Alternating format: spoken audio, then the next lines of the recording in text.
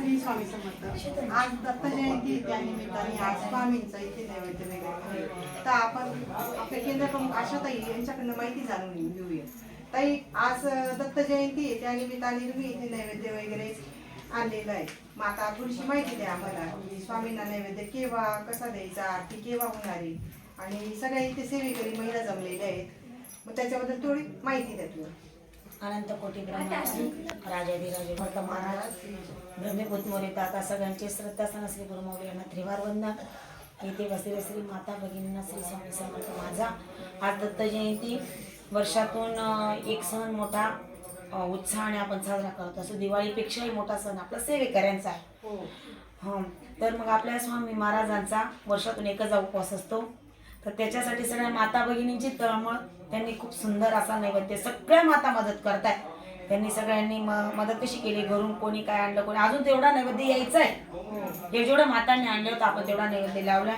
जेवढे बसलेले आहेत खूप पराकाष्ठाने मदत करतात.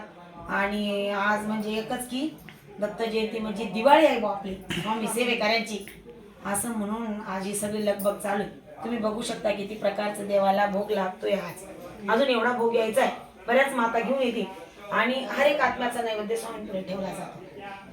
आणि ज्या ताईंचा नैवेद्य असेल ना आजचा, त्यांचं पण वेगळं ताट स्पेशली.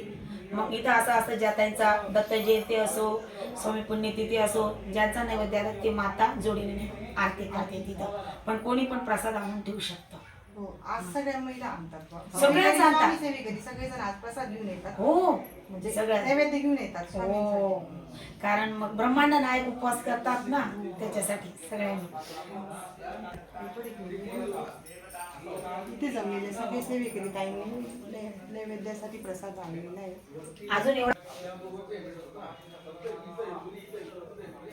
मग आता हा प्रसाद आपण असं मिरवणूक वगैरे म्हणजे नाही आणला जातो. तसं तर या जयंतीच्या दिवशी, दत्त जयंतीच्या दिवशी कशा प्रकारचा नैवेद्य लावला जातो म्हणून आता असं उडा झाकला जाईल प्रसाद नैवेद्य सगळा. आणि हा देवाला भोग लागला का पूर्ण एकत्र केला जातो आणि हर एक आत्म्यापर्यंत तो प्रसाद पोहोचला जातो. सगळं उपवासाचे आणि सगळे सेवेकरी उपवास करतात.